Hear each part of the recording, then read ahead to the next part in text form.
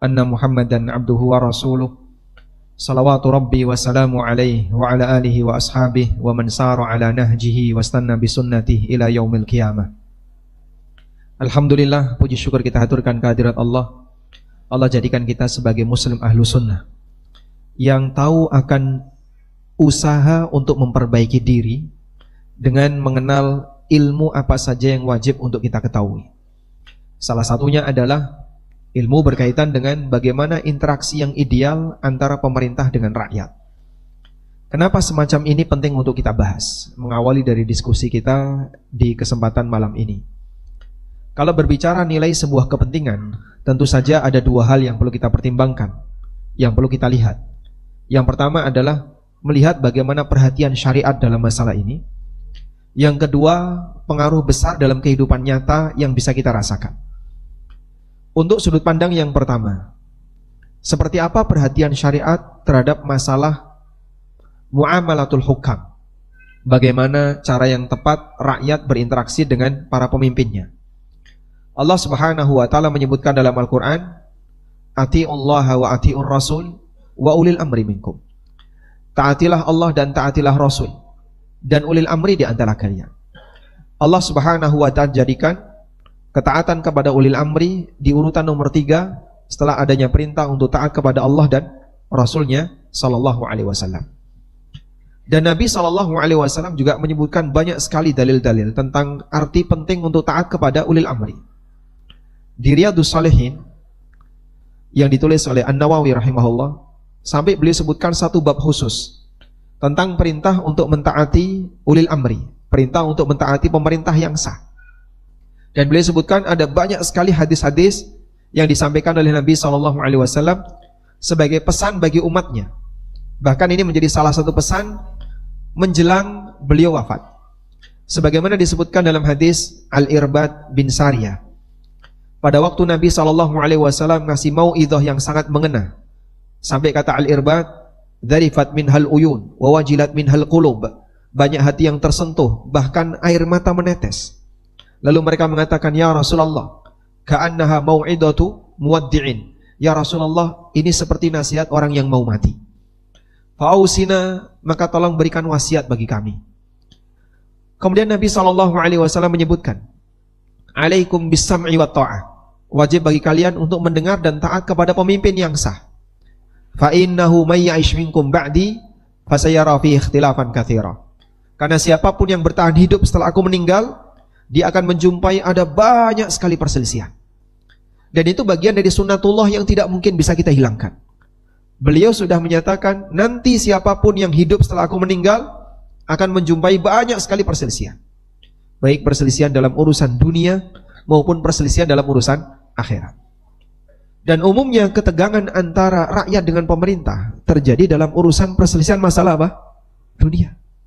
Misalnya masalah rebutan gaji, masalah rebutan harta, dan seterusnya. Sehingga perselisihan terjadi karena urusan dunia.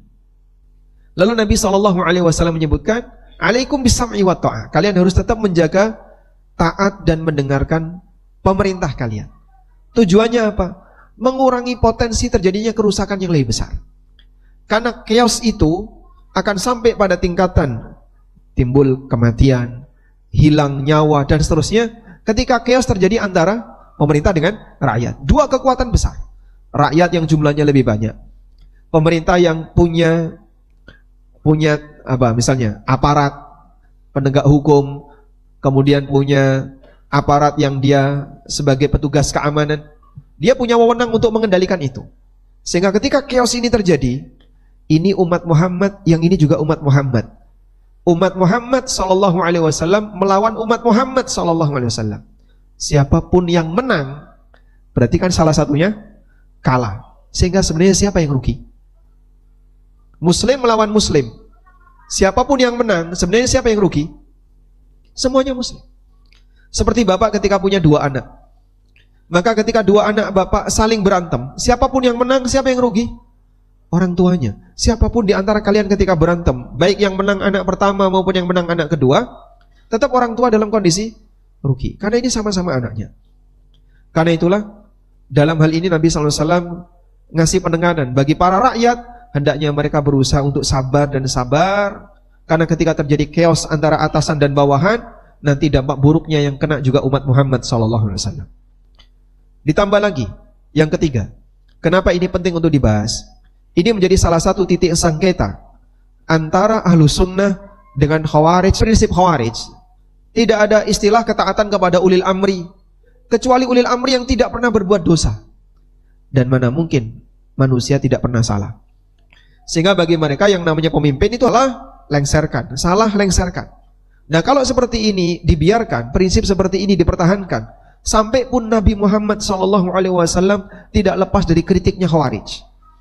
Pada waktu beliau SAW sedang membagi ghanimah sepulang dari Hunain, Rasulullah SAW bagi ghanimah.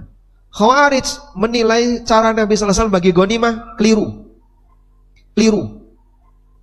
Sampai si bibit Khawarij ini mengatakan, "I'dil ya Muhammad, fa innaha qismatun la yuridu bihi wajhallah." Bersikaplah adil ya Muhammad, cara bagimu seperti ini menunjukkan cara bagi yang tidak ikhlas. Rasulullah SAW emosi ketika itu. Coba, jahatnya Khawarij. Makanya dalam pemahaman Khawarij, tidak ada pemimpin yang wajib ditaati kecuali yang benar, 100% benar. Kalau enggak, maka harus dilengserkan. Jadi sampai pun Nabi SAW disalahkan. Nabi SAW dikatakan, "I'dil ya Muhammad," bersikaplah adil wahai Muhammad. Rasulullah SAW emosi ketika itu, sampai beliau mengatakan, "Famal ladzi ya'dil illa ma'dil." Siapa yang bisa adil di muka bumi ini kalau aku gak bisa adil? Siapa lagi yang bisa adil kalau aku gak bisa adil? Kemudian Nabi SAW menyebutkan, "Saya khruju min di'di hadzal rajul." Akan keluar dari keturunan orang seperti ini. Namanya siapa dia? Dzul Khuwaisirah. Akan keluar dari keturunan orang semacam ini. Alladzina yaqra'unal Qur'an. Setelah saya belajar beberapa kali bahasa Arab, adalah buku ini. Judulnya Mu'amalatul Hukam fi Daw'il Kitab wa Sunnah, karya Asy-Syaikh Abdus Salam bin Barjas rahimahullah ta'ala. Saya boleh sebut buku ini termasuk buku yang memberikan inisiasi kepada saya tentang bagaimana prinsip Ahlus Sunnah, yang menjadi titik pembeda antara Ahlus Sunnah dengan Khawarij. Sehingga bagaimana gambaran orang Khawarij dan bagaimana gambaran Ahlus Sunnah, buku ini menjelaskan itu. Sehingga ketika saya belajar buku ini, Masya Allah, boleh saya sebut Muslim Ahlus Sunnah Indonesia, yang mereka sering dikatakan sebagai kelompok radikal, kelompok apa? Bukan radikal, bibit teroris dan seterusnya. Saya boleh sebut mereka diselamatkan oleh Allah dengan prinsip ini. Akhirnya, maksud saya kayak gini ya, upaya sebagian orang yang membenci dakwah Ahlus Sunnah untuk menyudutkan Ahlus Sunnah melalui senjata pemerintah, gak menemukan bukti. Kelompok ini tidak ada sepeser pun terbukti membenci pemerintah atau membenci negara. Itu tidak ada. Sehingga saat mereka berusaha untuk mencari celah mana yang bisa kita pakai untuk menyudutkan kelompok pengajian Ahlus Sunnah ini, bahwasanya mereka itu membenci pemerintah, kelompok radikal, kelompok bibit teroris dan seterusnya, gak nemu, Pak. Karena kita diselamatkan dengan kaidah-kaidah ini, Pak. Alhamdulillah. Andaikan kita ini seperti kelompok pergerakan, gak lama, Pak, kita ini hilang, Pak. Coba misalnya, sebelum 3 tahun, ada nggak peluang kecil untuk membuktikan bahwasanya ini adalah kelompok radikal? Gak nemu, Pak.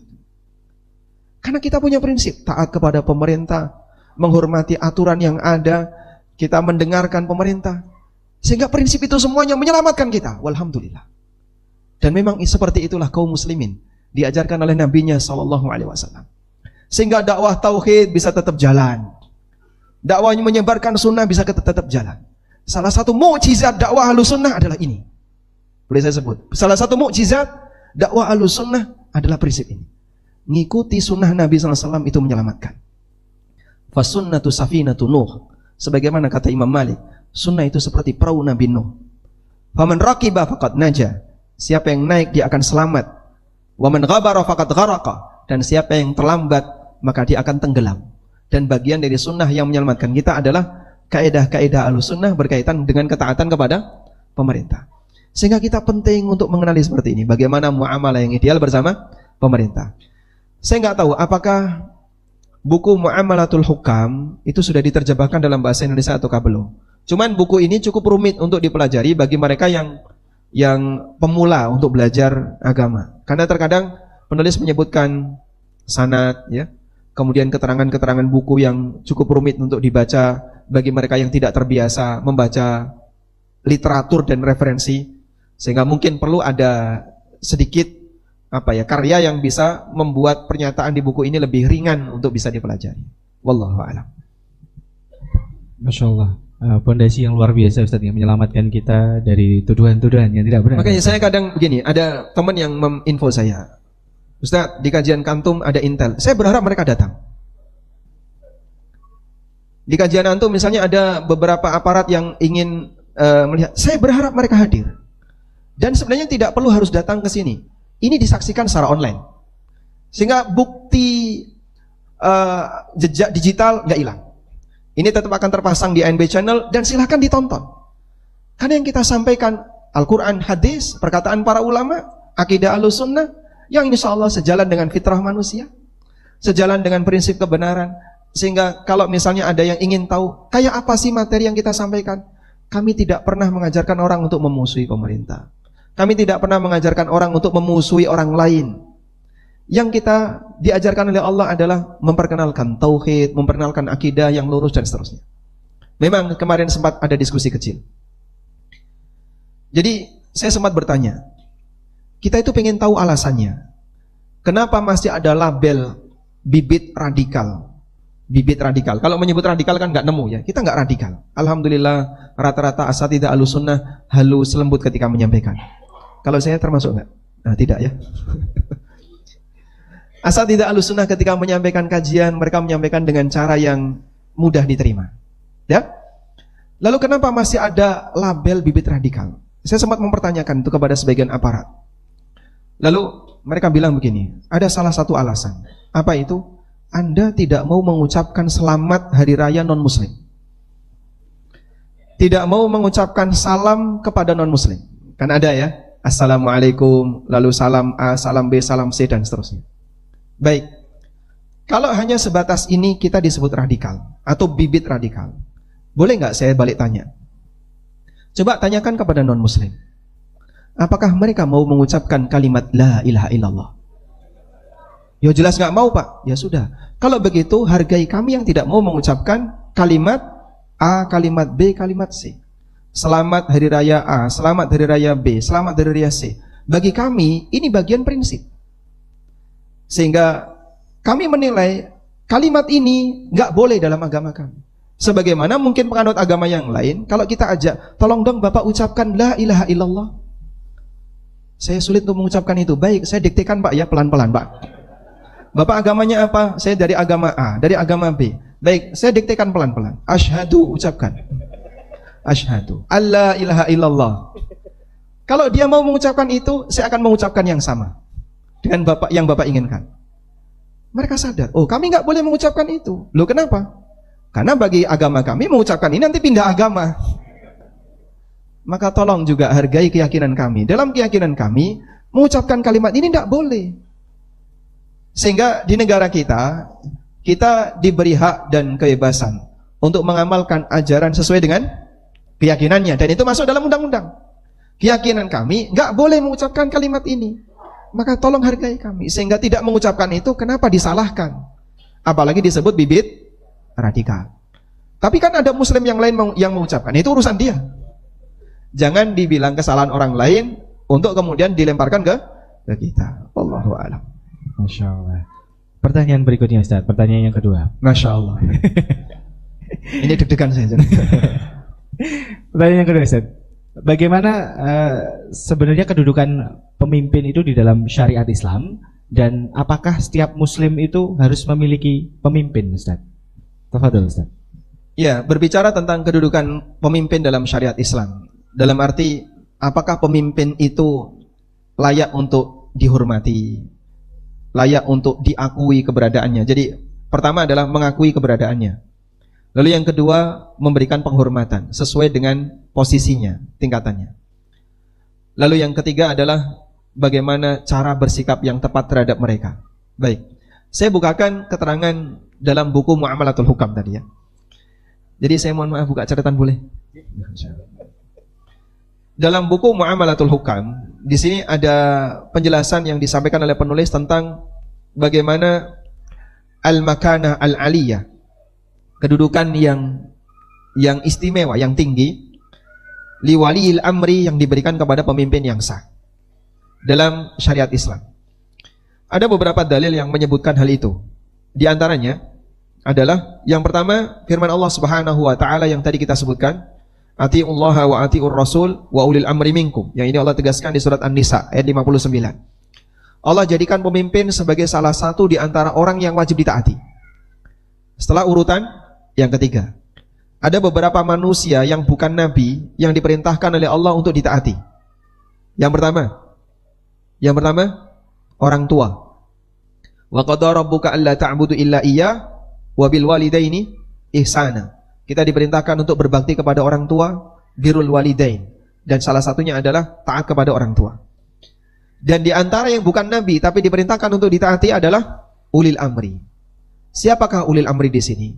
Al-amru, ulil amri itu kan berarti uli artinya apa uli?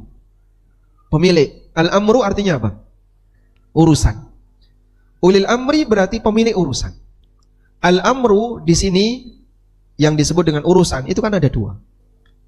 Yang pertama adalah amrun dini, yang kedua amrun duniawi, urusan agama dan urusan dunia. Urusan agama, siapakah pemilik urusan agama? Ulama, orang-orang yang berilmu. Maka taat ulil amri dalam arti al-amru adalah urusan agama, maksudnya adalah taat kepada ulama.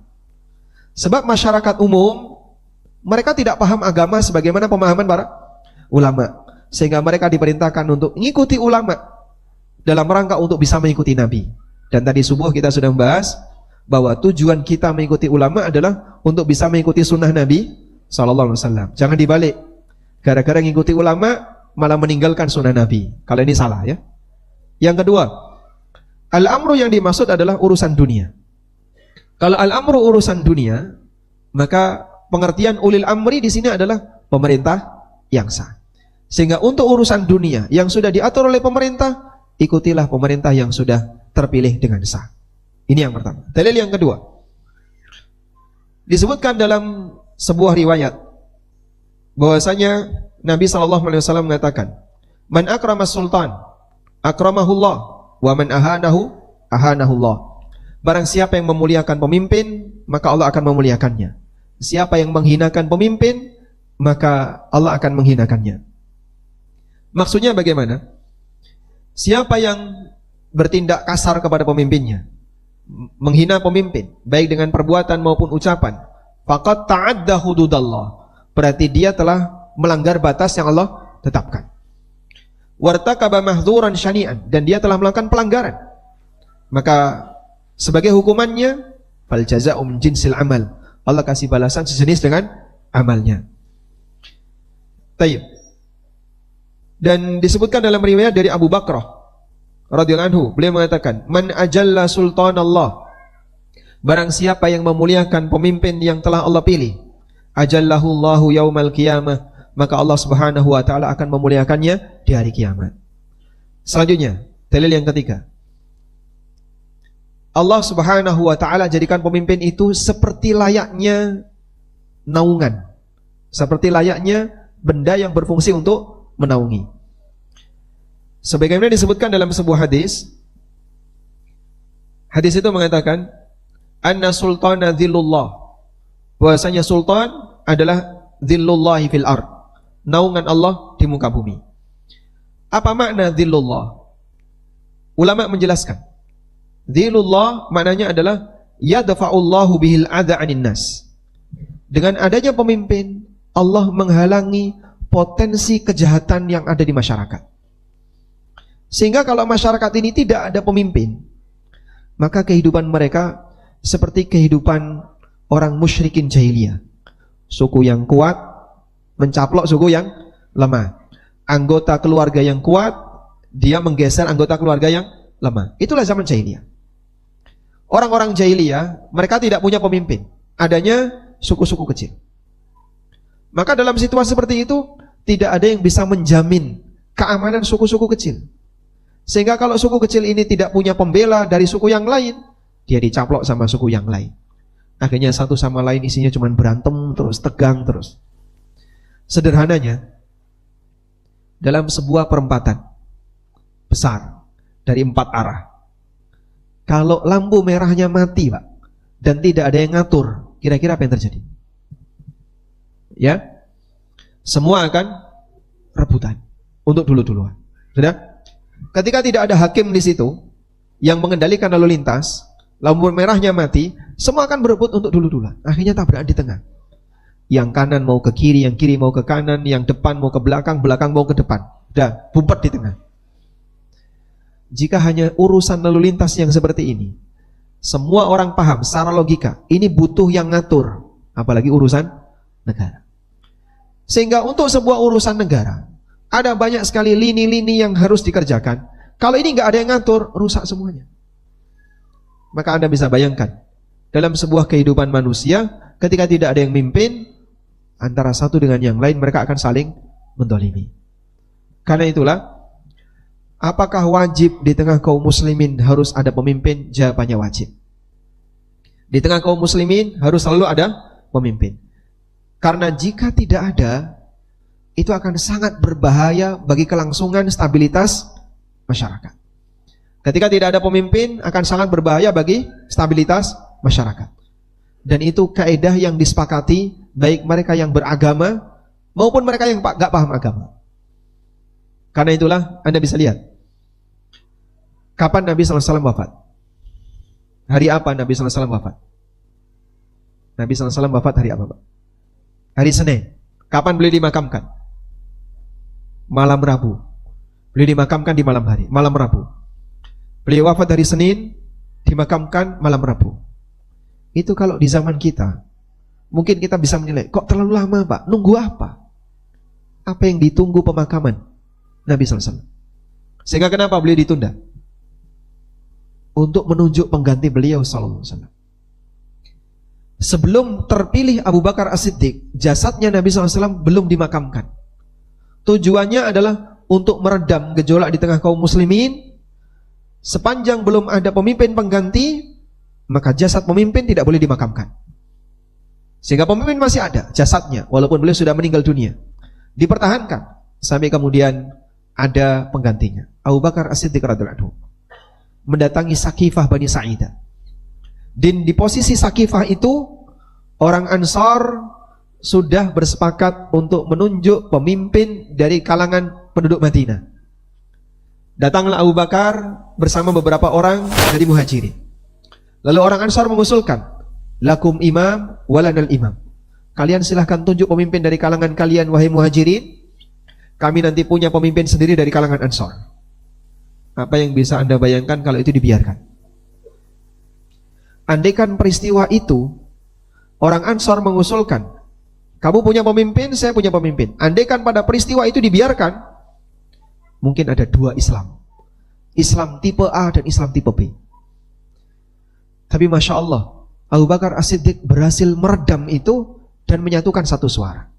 Beliau menyampaikan sabda Nabi SAW, Al-imamatu min Quraisy. Imam harus jadi Quraisy. Subhanallah. Legowonya masyarakat Ansar, lapang dadanya masyarakat Ansar, walaupun mereka asli Madinah dan orang Quraisy tinggal di Madinah, boleh disebut nunut urip. Nunut urip bahasa Indonesianya apa?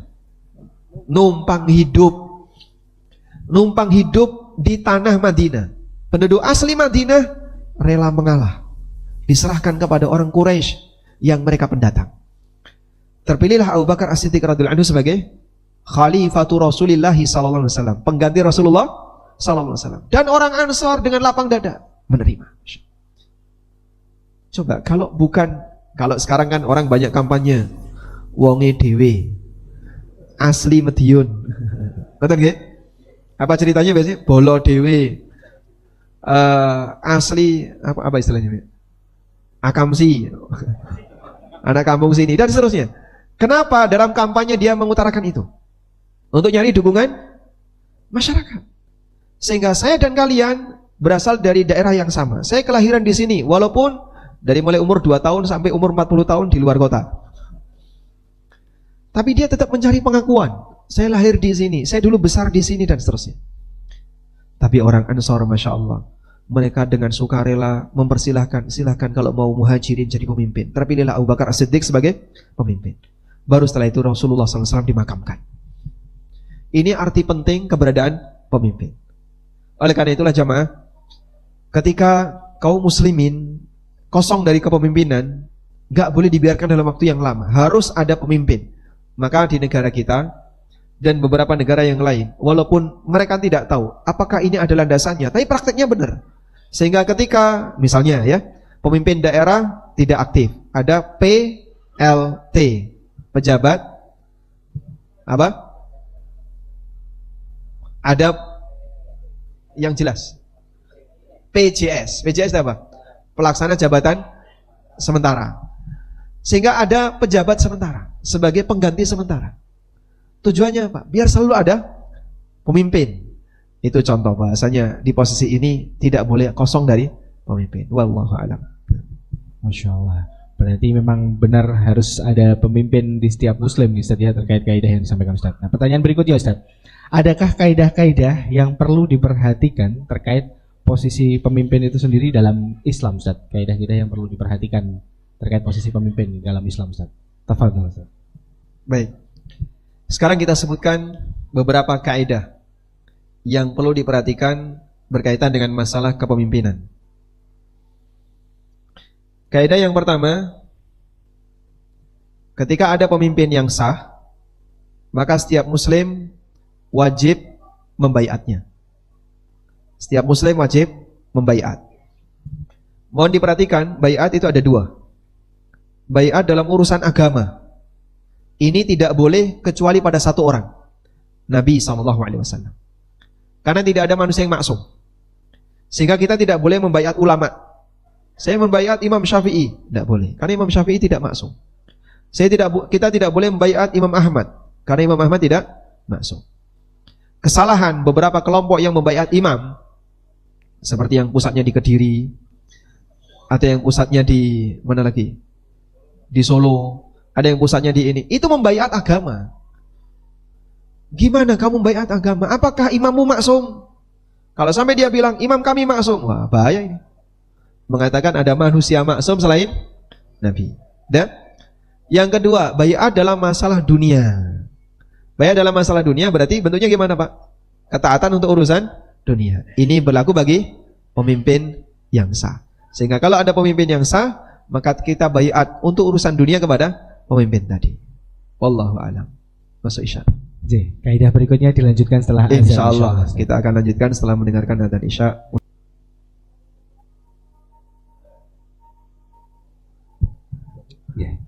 Melanjutkan kaidah berikutnya Ustaz. Kaidah pertama kan tadi sudah disampaikan, ketika ada pemimpin yang sah, setiap muslim wajib berbaiat, tapi berbaiat terkait masalah dunia. Adakah kaidah yang lainnya Ustaz? Tafadhol Ustaz. Baik, kita lengkapi dulu untuk kaidah pertama ya. Wajibnya apa tadi Pak? Membaiat pemimpin yang sah. Saya sebutkan keterangan Al-Barbahari dalam masalah ini. Imam Al-Barbahari mengatakan, "Man waliyal khilafata bil ijma' waridahum fahuwa amirul mu'minin la yahillu li ahadin ayyabita laylatan wa la yara an laysa alaihi imamun barran kana aw fajiran." Hakadha qala Ahmad ibn Hanbal. Barang siapa yang menjadi pemimpin bil ijma', dengan kesepakatan masyarakat. Sepakat di sini maksudnya tidak harus semuanya per satu orang semuanya mengakui. Karena ini dalam sejarah hampir tidak dijumpai. Namun maksudnya adalah dia menjadi pemimpin secara legal, sesuai dengan ketentuan yang berlaku di masing-masing negara. Indonesia mungkin berbeda dengan Saudi, beda lagi dengan negara-negara yang lain. Fahuwa amirul mu'minin, maka dia adalah pemimpin bagi orang-orang yang beriman, bagi kaum mukminin. Maka tidak halal bagi siapapun untuk ayyabita lailatan wahidah, untuk bermalam semalam saja tanpa mengakui pemimpinnya. Sehingga ketika dia sudah tahu, oh sudah ada pemimpin pengganti, maka orang itu wajib untuk membaiat dan mengakui pemimpin tadi. Bentuk baiatnya tidak harus datang ke sana kemudian salaman, aku baiat kamu, tidak. Tapi intinya adalah dia mengakui keabsahan dan legalitas pemimpin itu. Nah, selanjutnya kaidah yang kedua. Ada penjelasan panjang mengenai dalil-dalil, dan dalil di sini bentuknya cerita yang disampaikan oleh Syekh Abdul Salam bin Barjas. Mungkin terlalu panjang kalau kita bacakan cerita itu ya. Bapak mau sampai subuh atau sampai jam 8 saja? Sampai jam 8 ya. Kaidah berikutnya. Siapa yang menang untuk jadi pemimpin? Dengan cara apapun, maka sah sebagai pemimpin. Baik cara itu sesuai syar'i maupun tidak sesuai syar'i. Baik cara itu sesuai syar'i maupun tidak sesuai syar'i. Cara untuk menjadi pemimpin sesuai syar'i. Misalnya dia ditunjuk oleh pemimpin sebelumnya, atau dia dipilih oleh sekelompok tertentu yang menunjuk pemimpin itu, atau yang cara yang ketiga dibaiat oleh seluruh kaum muslimin dalam waktu bersamaan. Baik. Cara yang pertama ditunjuk oleh pemimpin sebelumnya. Ini seperti yang dilakukan oleh siapa? Abu Bakar kepada Umar. Sebelum Abu Bakar meninggal, beliau langsung pesan sama Umar, nanti kau yang akan jadi penggantiku. Wasiat itulah yang kemudian jadi dasar bagi Umar untuk menjadi pemimpin pasca wafatnya Abu Bakar. Sementara ditunjuk oleh sekelompok orang, ini terjadi seperti wafatnya Umar. Beliau menunjuk 6 orang, lalu mereka dipilih, lalu mereka diminta, pokoknya nanti penggantiku salah satu di antara kalian. 6 orang itu. 6 orang ini siapa saja? Ali, Uthman, Ali, Abdurrahman bin Auf, Zubair bin Awam, Talha bin Ubaidillah, Sa'ad bin Abi Waqqas. Andaikan ada Abu Ubaidah Ibnul Jarrah, Umar mau menunjuk beliau, tapi Abu Ubaidah sudah meninggal sebelum Umar wafat. Karena Nabi SAW pernah mengatakan, Abu Ubaidah aminu hadhil ummah. Abu Ubaidah adalah manusia kepercayaan umat ini. Amin hadhil ummah. Manusia kepercayaan umat ini. Sehingga ketika Umar mau wafat, beliau hampir saja, beliau ingin menunjuk Abu Ubaidah, tapi Abu Ubaidah sudah meninggal. Karena beliau takut ketika ditanya oleh Allah, kenapa kau tunjuk Abu Ubaidah sebagai pengganti? Umar bisa jawab, sebab Nabi SAW pernah menyebut beliau sebagai Amin hadhil ummah. Baik. Selanjutnya, yang dibaiat oleh seluruh masyarakat, seperti yang terjadi pada Abu Bakar As-Siddiq radhiyallahu anhu. Karena ketika Nabi SAW wafat, beliau tidak menunjuk siapapun, tidak menunjuk beberapa orang pengganti, tapi beliau biarkan masyarakat sendiri yang akan memutuskan. Sehingga disepakati oleh kaum muslimin, Abu Bakar sebagai pengganti Nabi SAW. Ini cara yang syar'i, 3 ini ya. Maka di beberapa negara yang dipimpin oleh kerajaan, seperti Saudi, Qatar dan seterusnya, ada namanya Waliul Ahdi, putra mahkota, yang akan menjadi pengganti pasca raja meninggal. Seperti Saudi, siapa nama Waliul Ahdinya? Muhammad bin Salman, MBS ya, Muhammad bin Salman. Dan di masing-masing negara punya seperti itu. Mereka tidak meletakkan raja sendirian, tapi sudah ada penggantinya. Begitu raja mati, otomatis langsung naik. Gak pakai ribut dulu. Nanti begitu ini naik, dia akan menunjuk Waliul Ahdi orang berikutnya, dan demikian seterusnya. Dari situlah metode yang diajarkan dalam Islam. Nah, kalau ada pemimpin yang terpilih tanpa metode ini, sah atau tidak? Selama dia jadi pemimpin yang sah, maka dia dianggap sah, dilegalkan. Imam Ahmad rahimahullah menyebutkan, wa man ghalaba alaihim bisayf hatta sara khalifatan wa summiya amiral mu'minin fala yahillu li ahadin yu'minu billahi wal yawmil akhir ayyabita wala yarahu imaman barran kana aw fajiran. Siapa yang menang ketika terjadi rebutan kekuasaan bisayf, dengan pedang, maksudnya dengan pemberontakan, lalu dia menang dan dia jadi khalifah, dia jadi pengganti dan disebut sebagai amirul mu'minin, maka tidak halal bagi siapapun untuk tidak mengakuinya. Sehingga yang lain wajib mengakuinya, walaupun caranya tidak ideal. Maka dua hal yang perlu dibedakan. Ada cara, ada hasil. Ahlus sunnah mengajarkan bahwa ketika sudah ada pemimpin, bagaimanapun caranya, kau harus mengakui. Selama dia sah jadi pemimpin. Karena itu misalnya, Daulah Abbasiyah itu berkuasa dari hasil apa? Dari hasil apa? Memberontak Daulah Umayyah. Daulah Umayyah kalah dengan Daulah Abbasiyah. Pemberontaknya dipimpin oleh Abul Abbas As-Saffah. Apa arti kata As-Saffah? As-Saffah artinya sang pembantai. Karena pada waktu dia memberontak, membawa pasukan yang besar, berhasil membantai kerajaan Daulah Umayyah. Bani Umayyah ini sampai mayatnya itu digelar, dicecer dalam jumlah banyak, terus digelar permadani di atasnya.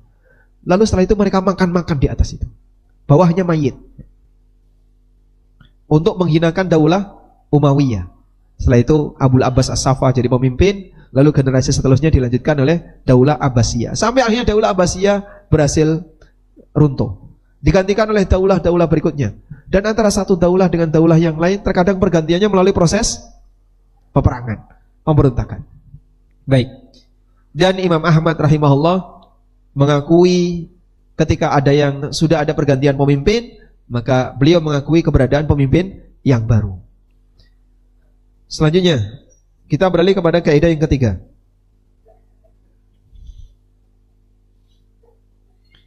Jika posisi pemimpin yang menang tidak mengumpulkan semua persyaratan pemimpin yang ideal, namun dia sah sebagai pemimpin, wajibat ta'atuhu, tetap wajib mengakuinya sebagai pemimpin. Saya ulang ya. Jika pemimpin yang terpilih atau pemimpin yang menang, dia tidak memenuhi kriteria pemimpin yang ideal, tapi dia legal jadi pemimpin, tetap wajib untuk diakui.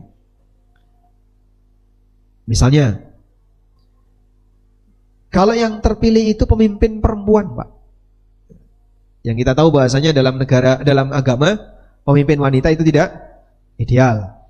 Sehingga yang namanya pemimpin harusnya laki-laki. Wanita tidak ideal ketika menjadi pemimpin. Cuman terpilih secara legal, pemimpinnya wanita.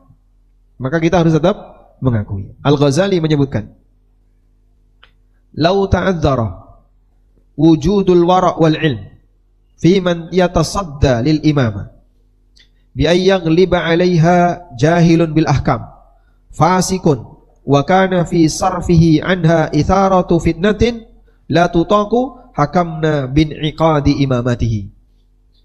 Jika pada diri pemimpin itu tidak ada sifat warok, gak paham agama, bahkan dia adalah orang bodoh dan orang fasik,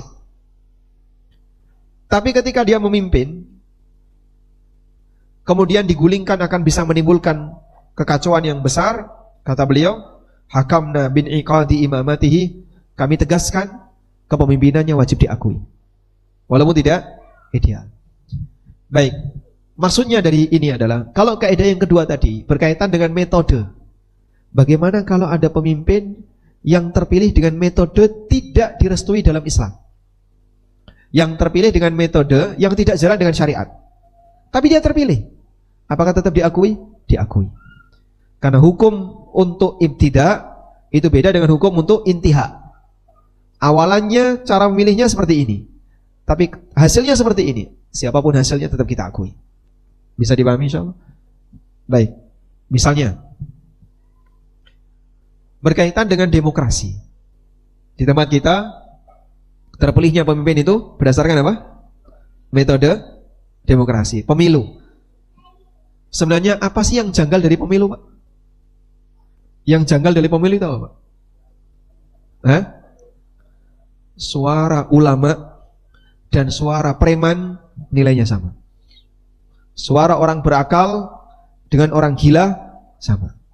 Sehingga sampai yang di rumah sakit jiwa saja punya hak pilih ketika itu. Sehingga bagaimana suara orang yang waras, orang yang sehat akal dengan orang gila dianggap sama. Itulah contoh kejanggalan demokrasi. Dan sampai para tokoh demokrasi sendiri mengakui demokrasi ini nggak seimbang, bukan metode yang ideal. Cuman itu metode yang paling banyak digunakan di semua negara, karena dianggap ini yang paling gampang. Walaupun mereka sendiri mengakui, masa suara antara yang berilmu dan orang bodoh sama, itu kan nggak seimbang. Ya? Andai kan ada rakyat yang berstatus sebagai nabi, suaranya nabi dengan suara orang fasik sama. Jadi andaikan misalnya di negara A ada seorang nabi tapi jadi rakyat, ada nggak nabi jadi rakyat? Hah? Nabi jadi rakyat ada? Nabi Musa jadi rakyatnya Firaun. Nabi Ibrahim pernah jadi rakyatnya Namrud. Jadi keberadaan orang soleh yang hebat, orang pilihan Allah, tapi dalam posisi ketika mereka lemah, tertindas. Nabi Musa, Nabi Ibrahim sampai dibakar. Kemudian beberapa nabi yang lain yang dimusuhi oleh masyarakatnya. Baik, pada kondisi ini, kalaupun terpilihnya dengan cara yang tidak ideal, namun dia menang, maka diakui. Sebagaimana pemberontakan itu tidak ideal, tapi ketika menang, Ahlussunnah mengakui. Kaidah yang ketiga berbicara tentang hasilnya ini orangnya tidak ideal. Pak, katanya tidak mengakui pemimpin wanita, pemimpin harus laki-laki. Terus kalau yang terpilih wanita gimana? Ya tetap diakui, walaupun yang terpilih wanita. Paham insyaallah? Baik. Kaidah yang keempat. Yang keempat, diperbolehkan adanya banyak pemimpin untuk masing-masing wilayah yang berbeda. Diperbolehkan bolehnya ada banyak pemimpin untuk masing-masing wilayah yang berbeda. Ini menjawab prinsip sebagian orang bahwa Muslim itu seharusnya hanya punya satu pemimpin dunia, sehingga harus ada khilafah yang dia memimpin semua kaum muslimin sedunia. Ya, sebagaimana harapan orang-orang yang memperjuangkan khilafah. Kita juga mengharapkan yang sama. Dalam arti idealnya seperti itu. Sudah? Tapi bagaimana ketika itu tidak ada? Dan untuk kondisi sekarang hampir mustahil untuk bisa diwujudkan. Karena masing-masing negara Islam sudah punya wilayah-wilayah yang berbeda. Wilayah Saudi ada sendiri, wilayah Kuwait ada sendiri, wilayah mana lagi? Uni Emirat ada sendiri, wilayah Qatar ada sendiri. Ini yang negara Islam di sana ya. Nanti agak ke timur, wilayah Pakistan ada sendiri, wilayah Afgan ada sendiri. Dan antara satu dengan yang lain, pemimpinnya beda. Mereka punya pemerintahan sendiri. Indonesia juga punya pemerintahan sendiri dengan penduduk-penduduk mayoritas muslim. Dan apakah kaum muslimin harus punya satu pemimpin tunggal yang tertinggi sehingga harus menguasai semua wilayah ini? Memang itu kondisi yang ideal, tapi ini bukan syarat untuk bisa disebut sebagai syarat untuk bisa disebut untuk mewujudkan syariat Islam. Maksudnya gimana Pak? Kita bisa mewujudkan syariat Islam walaupun tidak ada yang seperti ini. Baik, saya bacakan keterangan berikut ini. Pertama, keterangan yang disampaikan dalam kitab Al-Awasim wal Qawasim. Wa man lam yufarriq baina halail ikhtiyar wal ittirar faqad jahilal ma'kul wal mangkul. Orang harus bisa membedakan antara kondisi ideal dan kondisi tidak ideal. Yang kamu harapkan itu kondisi ideal. Sekarang kita berada dalam kondisi tidak ideal. Kalau kondisi tidak ideal, kau harus paksakan semua harus sejalan dengan ideal. Kalau nggak ideal, dosa semuanya. Maka yang seperti ini berarti dia tidak bisa membedakan antara kondisi normal dan tidak normal. Di sini ditegaskan siapa yang tidak bisa membedakan antara kondisi normal dan tidak normal, berarti dia nggak paham dalil. Baik. Yang saya maksud seperti ini. Mereka yang memperjuangkan khilafah itu mengatakan siapa yang tidak punya usaha untuk memperjuangkan khilafah, dia berdosa. Siapa yang tidak punya usaha untuk mewujudkan khilafah, dia berdosa. Kata kuncinya itu. Sehingga misalnya Bapak ditanya, Bapak punya usaha nggak memperjuangkan khilafah? Sekarang mau nanti Apakah Anda punya usaha untuk memperjuangkan khilafah? Tidak, Anda berdosa. Dosa kabeh. Maka semasjid ini dosa semua. Ketika ditanya satu-satu, Anda punya nggak usaha untuk mewujudkan khilafah? Tidak ada, Anda berdosa. Semuanya dianggap berdosa. Nah, saya sempat bertanya, kenapa kok dia bisa memvonis orang itu berdosa gara-gara tidak punya upaya untuk mewujudkan khilafah, mewujudkan pemimpin tunggal sedunia tadi? Kenapa kok sampai berdosa? Dalam ceramahnya, dia berdalil seperti ini. Allah berfirman dalam Al-Quran, Kutiba alaikumusiyam kama kutiba alal ladzina min qablikum. Wajib bagi kalian untuk berpuasa. Maka ketika Allah wajibkan untuk berpuasa, berarti jika tidak puasa, dosa. Sudah? Ini premis 1. Bapak save dulu ya. Terus dia bawa ke premis 2. Di ayat yang lain Allah berfirman, Kutiba alaikumul qisasu fil qatlah. Diwajibkan bagi kalian untuk melakukan qisas dalam pembunuhan. Pertanyaannya, jika ada praktek pembunuhan tapi tidak dikisos karena pemimpinnya tidak menerapkan hukum itu, maka dia berdosa. Loh, tapi kan tidak ada hukum kisos di sini. Oleh karena itu, kita harus mewujudkan khilafah agar hukum kisos tadi berlaku. Sehingga siapa yang tidak memperjuangkan khilafah, maka dia berdosa. Seperti itu cara mereka berpikir. Lalu saya menyampaikan alasan. Kalau seperti ini caranya, berarti Anda gagal untuk memahami perbedaan antara syarat sah dan syarat wajib. Kok bisa? Penjelasannya kayak gini. Ubah posisi dulu. Tarik nafas. Ini pembahasan serius ya. Nek ngantuk mesti orang paham ya. Saya akan sampaikan pelan-pelan. Ya. Kita tarik dari cara kamu berpikir. Untuk mewujudkan hukum Allah, orang harus mewujudkan khilafah. Sudah? Agar terwujud hukum Allah seperti kisos, terus rajam, cambuk, potong tangan dan seterusnya, maka orang harus apa? Menegakkan khilafah agar hukum Allah terwujud. Begitu kan? Pertanyaannya, posisi khilafah di sini, orang punya pemimpin yang nanti akan mewujudkan aturan-aturan tadi, itu sifatnya di luar kemampuan manusia atau atas usaha manusia?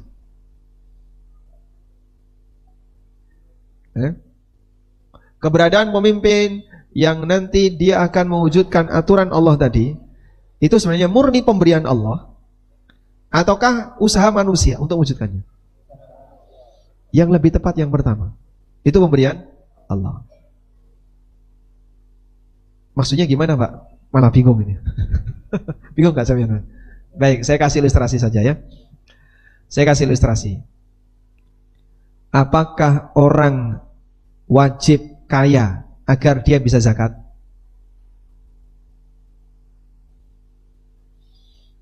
Masih belum paham, Pak? Jangan saya Ustadz ya. Apakah orang wajib kaya untuk bisa haji? Hah? Apakah orang wajib kaya untuk bisa zakat? Zakat wajib tidak? Wajib. Haji wajib enggak? Wajib. Tapi untuk bisa zakat dan bisa haji, orang harus kaya, paham? Iya enggak? Kok loadingnya agak lama gimana? Anda bisa zakat dan bisa haji ketika kapan? Kaya. Orang bisa zakat ketika kapan? Kaya. Orang bisa haji ketika kapan? Kaya. Paham ya? Baik. Pertanyaannya, apakah orang wajib kaya untuk bisa bayar zakat? Wajib kaya enggak, Pak? Wajib bisa zakat?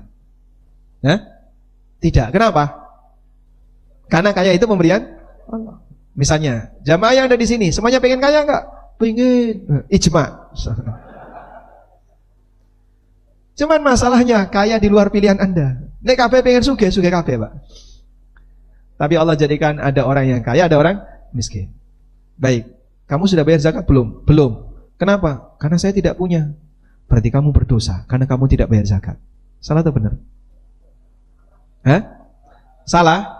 Kenapa salah? Hah? Karena miskin atau tidak bukan pilihan kita, paham?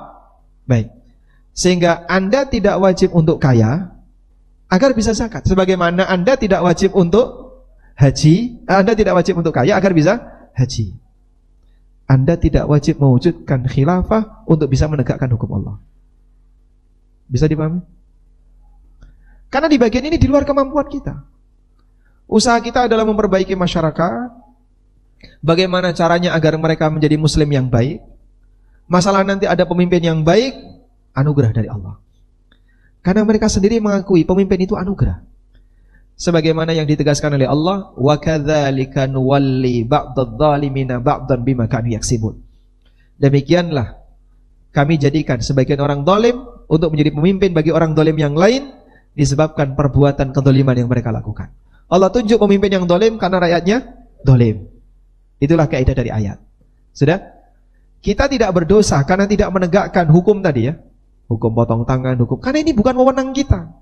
Ini bukan wewenang kita. Apakah kita berkewajiban untuk, kalau begitu kamu tunjuk pemimpin yang bisa menjalankan itu. Itu bukan kewajiban kita. Itu sama dengan kamu harus jadi kaya agar bisa zakat. Kalau kamu nggak kaya, kamu berdosa. Nah terus kalau muslim harus kaya semua, terus siapa yang menerima zakat masalah itu? Bisa dipahami? Jelas 12? Hah? Saya rotok bingung saya ini. Masya Allah. Baik. Karena di sana ada syarat sah dan syarat wajib. Syarat wajib itu apa, Pak?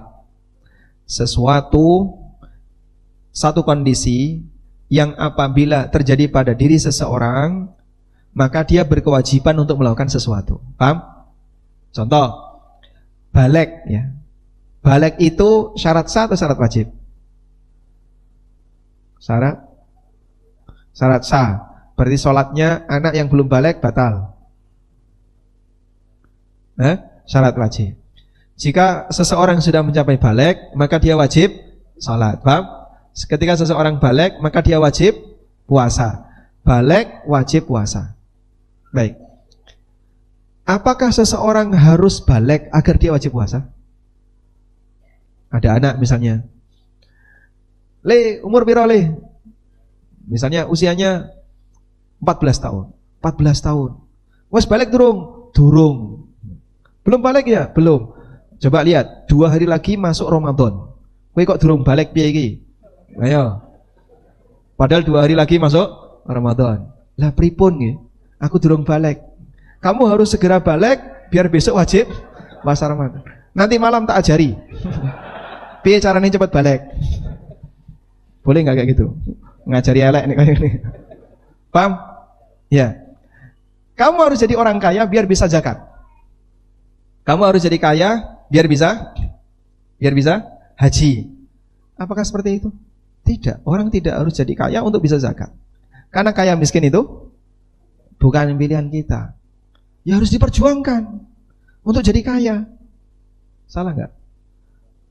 Loh, mana ada perintah untuk memperjuangkan kaya? Ada enggak perintah untuk memperjuangkan jadi kaya?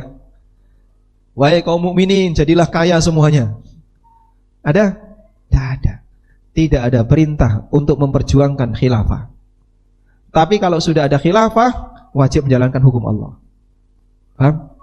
Sehingga kalau memang kondisi itu terpenuhi, kewajiban itu baru datang. Tapi kalau kondisi itu tidak terpenuhi, kaum muslimin tidak wajib untuk mewujudkan kondisi itu. Jelas insya Allah? Atau berat untuk diterima? Masya Allah. Baik, diteruskan apa sih mas? Hah? Berat? Mau ditambahin enggak? Satu lagi ya. Insya Allah, satu kaidah lagi. Pemimpin, kaidah yang keberapa? Kelima. Pemimpin yang diperintahkan untuk ditaati dan diakui keberadaannya adalah pemimpin yang diakui oleh masyarakat. Adalah pemimpin yang diakui oleh masyarakat. Dan dia berwujud nyata. Dia berwujud nyata. Sehingga kalau pemimpin itu pemimpin yang tidak diakui oleh masyarakat. Misalnya pemimpin sekte tertentu. Pemimpin yang dia tidak punya wilayah kekuasaan, sehingga dia memimpin di wilayah yang bukan wilayahnya. Ya. Maka yang seperti ini tidak wajib untuk ditaati. Syekhul Islam mengatakan, Innan Nabiyya sallallahu alaihi wasallam amara bi ta'atil a'immah al-mawjudin al-ma'lumin. Sesungguhnya Allah memerintahkan untuk mentaati pemimpin al-mawjudin yang ada, bukan fiktif. Pemimpin fiktif contohnya pemimpin orang Syiah, itu fiktif. Syiah Itsna Asyariyah, Syiah 12 imam, ya. Mereka sudah membaiat 11. Nah, yang ke-12 itu belum muncul. Dan mereka sedang menantikan pemimpin yang ke-12.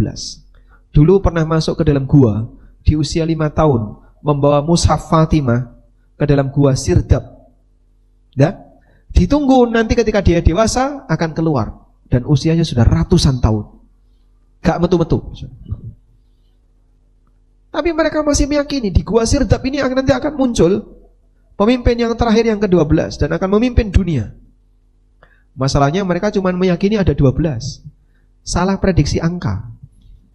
Seharusnya jangan 12, ternyata perjalanan umat ini panjang sekali.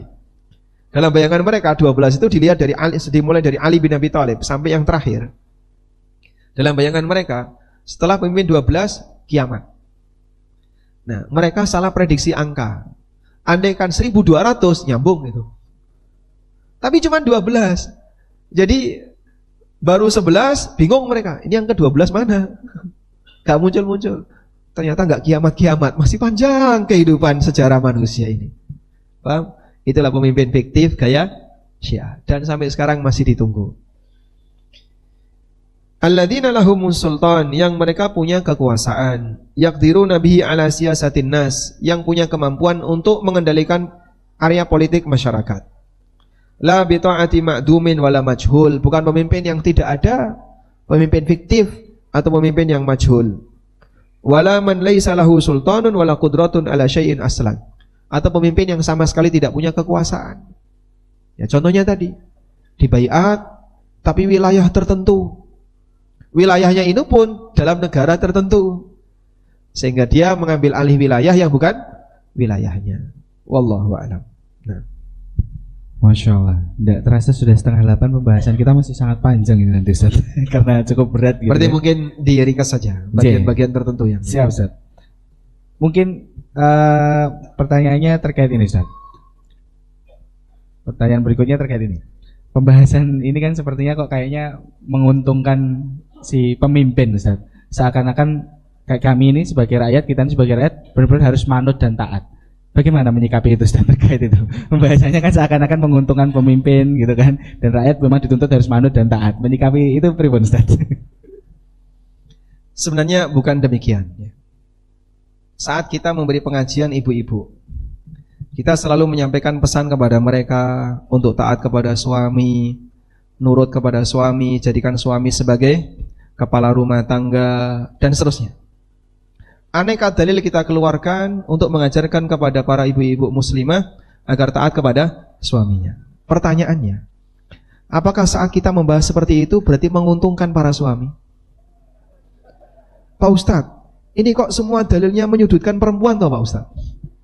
Apakah agama ini terlalu sensitif gender atau gimana? Sehingga semuanya selalu menyudutkan perempuan. Perempuan dalam hal ini harus seperti ini, seperti ini, seperti ini. Harus taat sama suami, ketika keluar rumah izin sama suami. Kemudian ketika suami mengajak hubungan badan tidak boleh menolak, harus ini, harus ini. Kok menguntungkan suami semuanya? Anda sebagai suami sepakat enggak kayak gitu? Hah? Kok enak jadi wong lanang gitu, Pak? Apakah Anda pernah berpikir seperti itu, Pak? Pernah? Baik, menurut Bapak, insyaallah. Yusuf pinter sak niku napa? 70? 70 pas. Enggak boleh ditawar. Baik. Menurut Bapak, yang sudah menjadi lelaki selama 70 tahun. Enggak pernah berubah kan, Pak? Masya Allah. Baik. Enak dadi wong lanang apa wong wedok, Pak? Pripun, Pak? Kalau saya enak jadi laki-laki, kenapa, Pak? Yang berkuasa terus. Karena ditakdirkan laki-laki. Yang perempuan misalnya, menurut ibu bahagia jadi perempuan atau pengen jadi laki-laki? Saya sih bahagia jadi perempuan, Pak Ustaz. Masing-masing orang bisa bahagia sesuai dengan takdirnya. Makanya Anda bisa lihat, sebenarnya mereka ini siapa yang lebih bahagia? Apakah perempuan atau laki-laki? Kenyataannya, yang lebih banyak bunuh diri itu laki-laki. Satu. Yang kedua, yang transgender itu kebanyakan laki-laki. Sehingga banyak laki-laki yang berubah jadi perempuan. Komunitas bencong, nyuwun sewu nggih. Kelaminnya kelamin laki-laki, dia lahir sebagai laki-laki. Besar-besar dia berpenampilan perempuan. Bahkan sampai ada yang operasi plastik, ada yang operasi ini untuk bisa berubah jadi perempuan. Loh, nyatanya ada kayak gitu, Pak. Dia nggak bahagia jadi laki-laki, merasa lebih bahagia ketika bersama perempuan. Itu bukti apa? Bahwasanya mereka ingin dia merasa lebih bahagia jadi perempuan. Tapi ketika kita membahas tadi hadis tentang perempuan harus seperti ini, keutamaan atau wanita wajib taat kepada suami dan seterusnya, apakah itu berarti menguntungkan para suami? Tidak. Tapi syariat menata bagaimana kehidupan yang ideal. Sudah? Maka ada beberapa hadis yang diarahkan kepada perempuan. Walaupun di saat yang sama, ketika saya berbicara di depan bapak-bapak, maka hadis yang saya sampaikan tentang kewajiban lelaki. Lelaki itu harus seperti ini, suami harus kayak gini, suami punya tanggung jawab seperti ini. Berimbang. Sebenarnya berimbang. Maka jangan sampai kita punya suudzon. Berarti syariat ini menguntungkan pemimpin, tidak menguntungkan rakyat. Kenapa ada banyak dalil yang memerintahkan agar rakyat taat kepada pemimpin, mendengar pemimpin, ingkarul mungkar, tidak boleh terang-terangan, menghormati pemimpin dan seterusnya. Ini memang dalil untuk rakyat. Dan kita di sini sebagai rakyat. Kalau untuk pemimpin, Pak, ada dalil untuk pemimpin. Sehingga kalau Anda tanya ke saya, sebutkan dalil untuk pemimpin. Buku fikih ASN itu pemimpin semua. Ada yang punya buku fikih ASN? Tebalnya berapa? Buku fikih ASN, Masya Allah. Coba saya carikan ya. Tidak Bapak bawa. Saya cuma sebutkan saja. Buku fikih ASN itu tebalnya 360 halaman. Isinya dalil-dalil tentang pemimpin, kewajiban sebagai pemimpin, bagaimana pemimpin yang ideal, tanggung jawab pemimpin, ancaman ketika pemimpin tidak ideal. Karena sekarang kita lagi bahas rakyat, ya dalil tentang rakyat. Kalau Anda minta saya bahas pemimpin, kita keluarkan dalil tentang pemimpin. Oleh karena itu sebenarnya, sebagaimana kita ingin punya pemimpin yang ideal, kita juga dituntut untuk menjadi rakyat yang ideal. Tapi masalahnya ada pembelajaran pemimpin ideal, tapi tidak ada pembelajaran rakyat ideal. Adanya kan pelatihan kepemimpinan, tidak ada pelatihan kerakyatan. Pernah nggak ada pelatihan kerakyatan? Penting nggak untuk belajar jadi rakyat yang ideal? Dominan, rakyat itu dominan. Sehingga pemimpin tuh jumlahnya terbatas, rakyatnya jumlahnya banyak. Maka kan seharusnya pendidikan untuk menjadi rakyat yang ideal itu penting. Sehingga mungkin sekali waktu kita adakan pelatihan kerakyatan, agar tahu seperti apa sih rakyat yang ideal, sebagaimana ada pemimpin yang ideal. Nah, buku fikih ASN yang kami tulis ini memberikan penjelasan tentang bagaimana jadi aparat yang ideal, bagaimana jadi pemimpin yang ideal. Sehingga kalau Bapak tanya tentang dalil pemimpin, banyak. Sebenarnya di sini ada keseimbangan. Masing-masing diberi oleh Allah tanggung jawab. Rakyat punya tanggung jawab, punya tugas, pemimpin punya tugas. Sebagaimana suami punya tugas, istri punya tugas. Kehidupan akan berjalan dengan ideal ketika masing-masing menjalankan tugasnya, bukan saling nuntut tugas yang lain. Wallahu a'lam. Tadi Ustaz menyinggung masalah inkarul munkar, Ustaz. Mengenai inkarul munkar, bagaimana jika terjadi kemungkaran di tengah pemimpin, Ustaz? Terus yang diisukan misalkan terkait pemimpin yang zalim, kita sebagai rakyat itu sabar dalam menghadapi pemimpin yang zalim itu seperti apa? Sampai batas seperti apa, Ustaz? Kesabaran itu yang harus kita tekankan, Ustaz, terkait masalah itu. Fadhil, Ustaz. Baik. Berkaitan dengan kemungkaran yang terjadi pada pemimpin. Pertanyaannya, pemimpin Anda Nabi atau bukan? Bukan. Maksum atau tidak? Tidak. Bisa nggak dia bersalah? Bisa. Siapapun dia, baik yang presidennya, anggota dewannya, aparatnya, maupun siapapun. Mereka manusia seperti saya. Mereka makhluk seperti kita. Mereka bisa salah sebagaimana kita bisa salah. Sepakat ini? Baik. Nah, dalam kondisi ketika mereka manusia yang tidak maksum, berarti mereka memungkinkan untuk berbuat salah. Lalu bagaimana cara kita menyikapinya? Perlu kita bagi menjadi dua.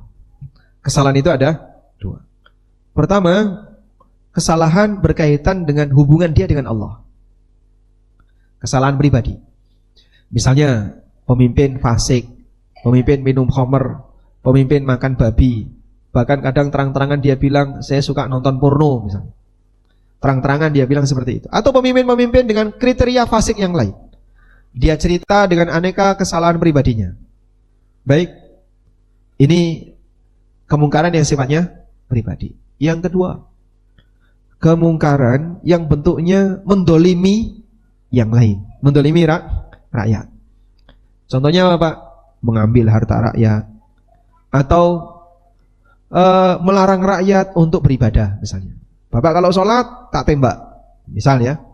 Melarang rakyat untuk beribadah. Berarti dolim nggak dia? Dolim. Ada orang yang tidak diberi kebebasan untuk menjalankan agamanya misalnya. Itu dolim.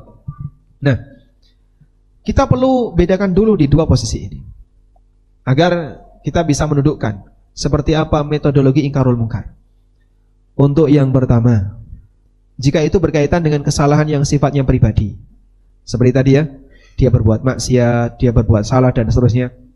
Yang perlu Anda pahami, satu, pemimpin ini bukan nabi. Dua, pemimpin itu dominan orang bodoh agama. Dominan. Saya tidak menyebut semuanya. Sehingga dibandingkan dengan kondisi ulama, dibandingkan dengan kondisi tokoh agama, jauh di bawah standar tokoh agama.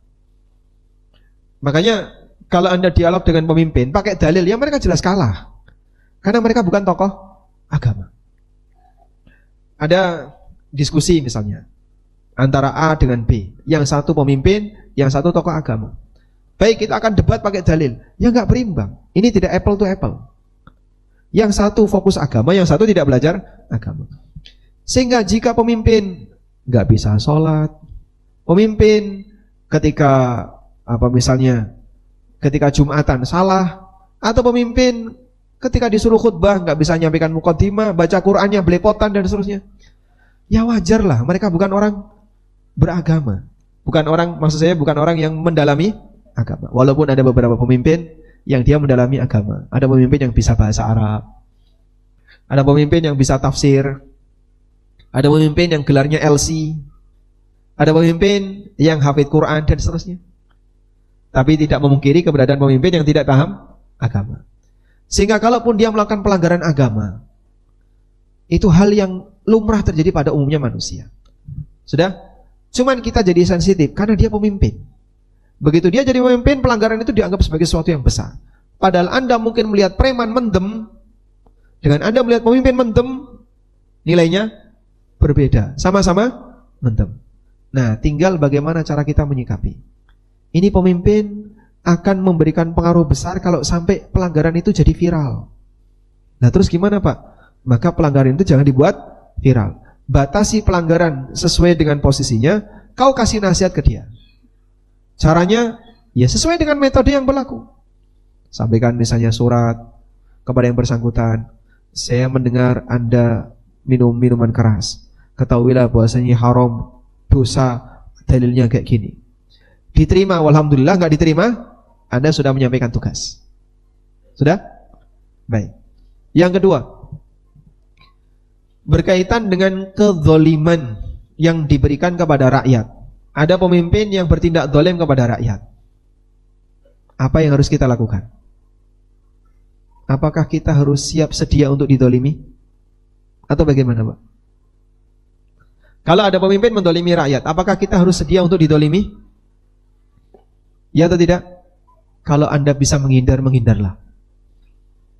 Kalau bisa menghindar, menghindarlah. Maksudnya gimana, Pak?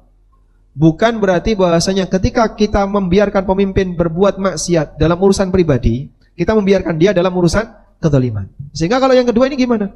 Jika Anda dizalimi, bisa menghindar, menghindarlah. Tapi ketika Anda tidak bisa menghindar, nah maka ada dua hal yang perlu dibedakan. Satu, yang pertama, memberontak. Yang kedua, berusaha untuk menghilangkan kezalimannya. Dua hal ini berbeda. Kalau memberontak, ini dilarang. Karena ketika Anda memberontak, efek sampingnya akan semakin besar. Sehingga yang mati lebih banyak, kemudian yang rusak lebih banyak. Karena pemberontakan. Tapi kalau Anda berusaha untuk menepis kezaliman itu, misalnya berusaha memperjuangkan agar tidak dizalimi, banding ke tempat-tempat yang lain, memohon perlindungan kepada yang lain, silahkan. Sampai pada titik tertentu, tetap gak bisa Pak. Saya kayaknya sudah gak mungkin untuk menghindar. Baik, Anda perlu bersabar, karena hak Anda tidak hilang. Allah Subhanahu wa Ta'ala akan mempertahankan itu, dan Anda punya hak untuk nuntut di akhirat. Dan itulah yang dipesankan oleh Nabi SAW dalam beberapa dalil terkait bimbingan ketika pemimpin itu berbuat zalim kepada diri kita. Di antaranya beliau SAW mengatakan, Isma'u wa ati'u wa in ukhidha maluk wa in duriba dhahruk. Tetap dengarkan dan taati, walaupun hartamu diambil, walaupun punggungmu dipukul. Bukan berarti kita membiarkan punggung kita dipukul, membiarkan harta kita diambil. Tapi maksudnya adalah, kalau sampai pada titik kamu gak bisa menghindar, jangan lakukan pemberontakan. Karena pemberontakan ini akan menimbulkan dampak buruk yang lebih parah. Walhamdulillah, kita tidak mengalami situasi seperti yang dialami oleh kaum muslimin di zaman Imam Ahmad. Mereka dipaksa untuk berakidah Mu'tazilah. Siapa yang tidak mengatakan Al-Quran makhluk, antara bunuh atau penjara. Ada banyak ulama yang dibunuh, ada banyak ulama di penjara, dan ada ulama yang berusaha untuk menghindar. Dan salah satu di antara latar belakang kenapa Imam Syafi'i pindah kota. Dari awalnya beliau tinggal di Baghdad, pindah ke Mesir, karena beliau sudah mencium aroma Mu'tazilah mau muncul di permukaan. Sehingga sebelum Mu'tazilah berkuasa, Imam Syafi'i sudah pindah. Maka beliau selamat, tidak mengalami ujian sebagaimana dialami oleh Imam Ahmad. Nah, pada posisi ketika di zaman Imam Ahmad, banyak ulama yang berusaha untuk menghindari kezaliman. Gimana Pak bentuk menghindari kezaliman? Ada yang sampai gak berani kecuali sesuai dengan yang diinginkan. Kamu mengatakan Quran makhluk? Iya. Kalau enggak, dibunuh dia atau dipenjara. Akhirnya dia bilang Al-Quran makhluk. Banyak yang seperti itu. Ada juga yang dia beralasan ngeles. Al-Quran, Injil, Taurat, Zabur, semua ini makhluk. Maksud semua ini apa? 4 jari ini. Semuanya apa? Kenapa dia sampai menjawab ganti? Karena takut. Kalau enggak, dihukum dia. Maka kalau Anda bisa menghindar, menghindarlah. Ya? Tapi ada yang tegar dalam rangka mempertahankan akidah umat. Karena kalau enggak ada yang mempertahankan, mungkin akidah itu akan hilang. Imam Ahmad tetap dengan tegar mengatakan Al-Quran kalamullah, bukan makhluk. Di penjara beliau. Dan bagaimana sejarah beliau ketika di penjara, beliau dicambuk berkali-kali untuk mau mengakui Al-Quran makhluk. Dicambuk sampai pingsan, ditunggu sadar, dicambuk lagi, sampai diajak debat oleh Ibnu Abi Duat. Dan ketika debat, Imam Ahmad selalu menang. Kalau menang, dicambuk. Karena itu jamaah, ada 2 hal yang perlu Anda bedakan. Menang hujjah, yang kedua menang kuasa. Kebenaran tidak pernah kalah hujjah, tapi kebenaran bisa jadi kalah kuasa. Ibrahim debat dengan kaumnya, kalah hujjah mereka, tapi Ibrahim dibakar. Musa debat dengan Fir'aun, Fir'aun kalah hujjah, tapi Musa dihukum. Sampai akhirnya kemudian diungsikan oleh Allah Subhanahu wa taala. Dan banyak para nabi ketika debat dengan kaumnya menang hujjah tapi kalah kuasa. Maka menang dalam pengertian menang ahlu sunnah, menang hujjah, tapi mungkin kalah kuasa. Ahlu sunnah tidak pernah dalam sepanjang sejarah agama dari mulai para nabi dulu sampai nabi yang terakhir, sampai perjalanan ahlu sunnah, kalah hujjah itu tidak pernah, kalah debat itu tidak pernah, tapi kalah kuasa berkali-kali. Nabi Ibrahim dibakar, Musa dikejar Fir'aun, Nabi siapa lagi? Nabi-nabi yang lain ada yang dilempari batu oleh kaumnya sampai kemudian kaumnya dihukum oleh Allah, termasuk Nabi Muhammad SAW. Sampai akhirnya Allah berikan kemenangan bagi beliau. Kaum muslimin Ahlussunnah di zaman sekarang, ada yang kajian diusir, kajian diberhentikan, tapi tidak pernah kalah hujjah, walaupun bisa jadi kalah kuasa. Wallahu a'lam. Masya Allah. Mungkin poin pokok pembahasan kita di malam hari ini, Ustaz, terkait doa yang baik untuk pemimpin kita. Bagaimana konsep doa yang baik untuk pemimpin kita agar kita senantiasa diberikan keberkahan dan keamanan di dalam negara kita, Ustaz. Tafadhol, Ustaz. Ini bagian akhir ya. Kita menghendaki agar ada perubahan untuk menjadi lebih baik. Banyak orang terkadang mengkritik para asatidzah Ahlussunnah. Kenapa kamu diam saja? Dengan aneka kebijakan-kebijakan yang sangat menyakitkan bagi rakyat misalnya. Baik, sekarang kita buat perbandingan. Apa yang sudah Anda kerjakan? Oh, kita menyampaikan aspirasi. Sudah? Kamu sudah menyampaikan aspirasi? Sudah. Saat aspirasi sudah kamu sampaikan, sudah sampai ke mereka belum? Sudah sampai. Ada perubahan enggak? Enggak tahu. Berarti kan yang penting aspirasi sudah sampai. Apakah kita harus ikut menyampaikan? Kamu sudah menyampaikan? Tidak harus kan? Yang penting aspirasi sudah sampai. Pertanyaannya, ada perubahan atau tidak? Tidak tahu kita. Aspirasi sudah disampaikan, apakah ada perubahan atau tidak kita tidak tahu. Maka ketika tidak ada perubahan, misalnya antara kita dan kalian kan sama-sama tidak ada perubahan. Oleh karena itulah, untuk sesuatu yang tidak jelas, Anda dukung dengan doa.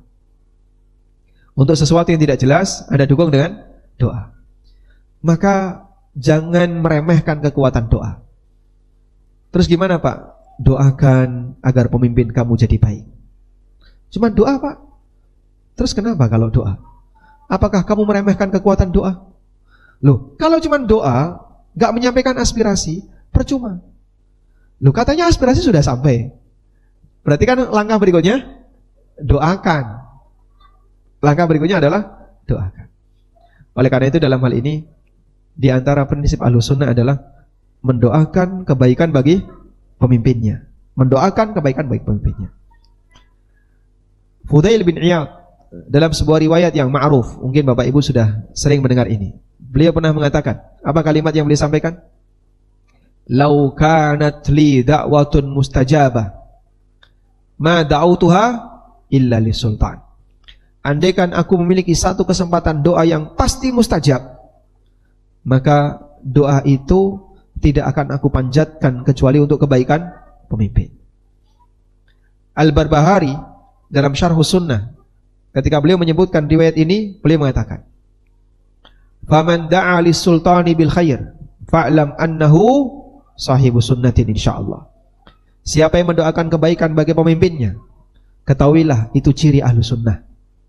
Wa man da'a 'ala sultani bisyarr, barang siapa yang mendoakan keburukan untuk pemimpinnya, fa'lam annahu sahibul hawa. Itu adalah salah satu indikator bukan ahlu sunnah, sahibul hawa. Sehingga salah satu di antara ciri ahlu sunnah adalah orangnya mendoakan kebaikan untuk pemimpinnya. Sehingga upaya ikhtiar dan doa itu bagian dari ikhtiar saat aspirasi sudah disampaikan. Ya? Berikutnya, ada ketidakjelasan apakah ada perubahan atau tidak, kita tidak tahu. Maka doakan untuk mereka, semoga Allah memberikan hidayah dan perubahan bagi mereka. Nah, salah satu di antara doa yang bisa Anda baca, Anda bisa baca doa. Satu, minta kepada Allah keamanan untuk negeri ini. Teksnya bagaimana Pak? Pakai bahasa yang Anda pahami saja, tidak apa-apa. Daripada saya diktekan bahasa Arab juga nggak hafal-hafal ya. Ya Allah berikan keamanan bagi negeriku. Doa pakai bahasa Indonesia boleh nggak? Pakai bahasa Madiun? Yang kedua, minta kepada Allah agar Allah memberikan hidayah bagi pemimpin kita. Pakai bahasa apa Pak? Bebas. Yang penting Anda berdoa. Ya Allah, anugerahkanlah hidayah, limpahkanlah hidayah dan petunjukmu bagi pemimpin-pemimpin kami. Boleh? Pakai bahasa Indonesia? Boleh. Jangan lupakan negeri ini dan pemimpinmu dalam doa-doa baikmu. Ketika pemimpin baik, siapa yang mendapatkan pengaruh baiknya? Seluruh masyarakat. Karena itu, dalam doa-doa yang Anda panjatkan, baik ketika sholat maupun di luar sholat, berikan doa yang baik untuk negeri dan pemimpin. Allahumma aminna fi autanina. Allahumma aminna fi autanina. Allahumma aslih a'immatana wa ulata umurina. Ya Allah berikan keamanan bagi negeri ini. Ya Allah perbaiki, aslih. Allahumma aslih, ya Allah perbaiki a'immatana, para pemimpin kami, wa ulata umurina, dan para pemimpin-pemimpin urusan dunia kami. InsyaAllah mudah-mudahan dengan perjuangan doa yang kita lakukan, jika satu bapak ibu doanya dikabulkan oleh Allah, satu saja doa yang dikabulkan, itu sudah mencukupi untuk kebaikan yang lain. Wallahu a'lam. Masya Allah, itu tadi bagian pamungkas dari pembahasan pada malam hari ini antara interaksi rakyat dengan pemerintah, bahwa kita senantiasa diingatkan untuk juga memanjatkan doa kepada pemerintah kita, kepada pemimpin kita, agar kita diberikan keamanan, diberikan kemudahan oleh Allah di negara kita tercinta ini. Ada sesi tanya jawab apa betul Ustaz? Ada? Sudah ngantuk? Karena pembahasannya berat gitu nggih. Kalau mau sesi tanya jawab boleh, karena mungkin masih ada waktu sekitar 10 menit mungkin ya sampai jam 8. Kalau mau ada yang sesi tanya jawab, insyaallah panitia sudah menyiapkan mic. Baik, mungkin sampai jam 8, 10 menit lagi. Silakan. Enggak ada, alhamdulillah. Kalau enggak ada, alhamdulillah. Sama jelas mungkin. Karena pembahasannya panjang. Oh, ada. Depan, Mas. Atau boleh langsung, silakan Pak.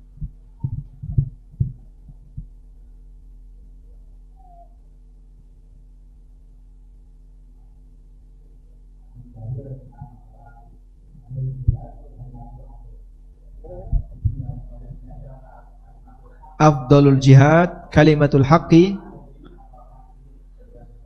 inda sultanil jair. Masya Allah.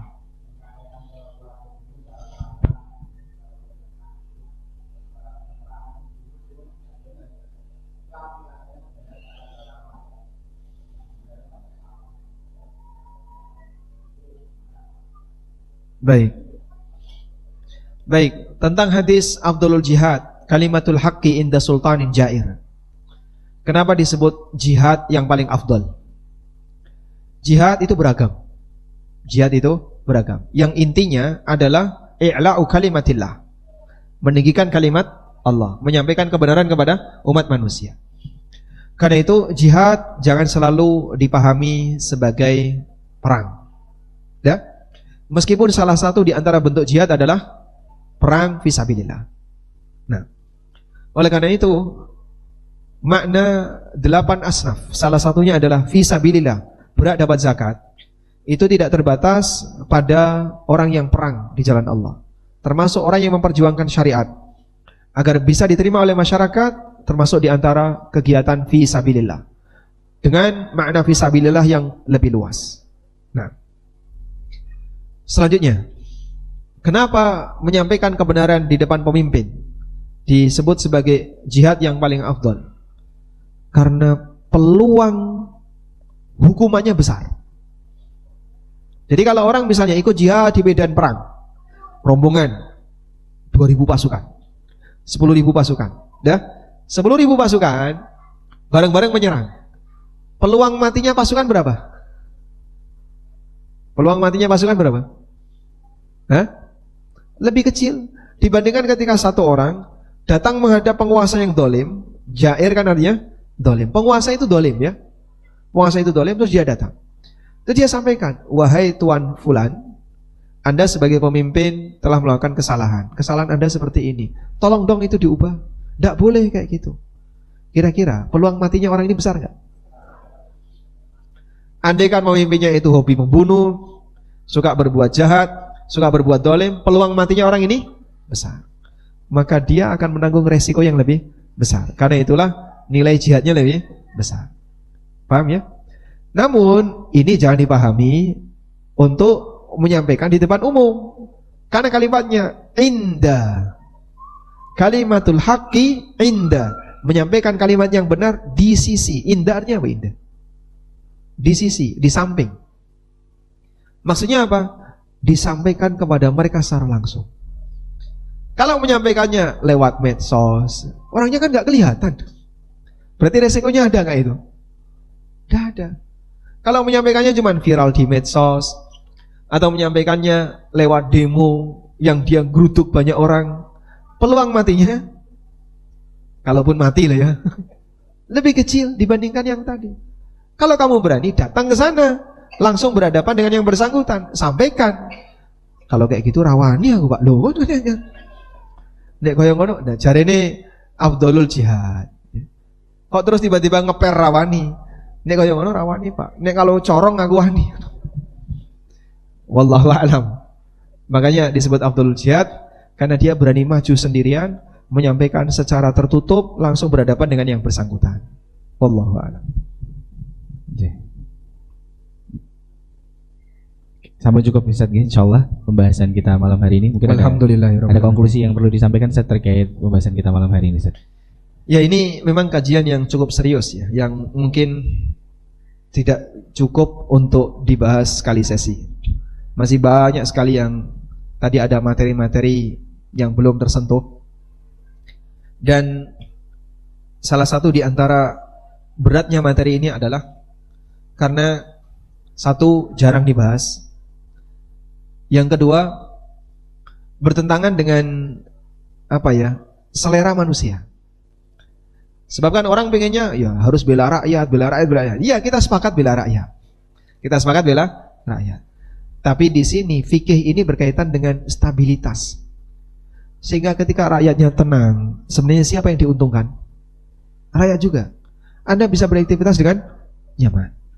Dan kita harapkan pembahasan seperti ini tujuan besarnya adalah untuk menjaga keamanan dan stabilitas nasional. Karena kalau negara itu aman, stabil, kita bisa melakukan banyak aktivitas tanpa gangguan. Demikian, semoga Allah membukakan hati kita untuk selalu siap siaga menerima sunnah Nabi SAW, walaupun bisa jadi itu terasa berat karena tidak sesuai dengan prinsip yang kita miliki. Wassalamualaikum warahmatullahi wabarakatuh.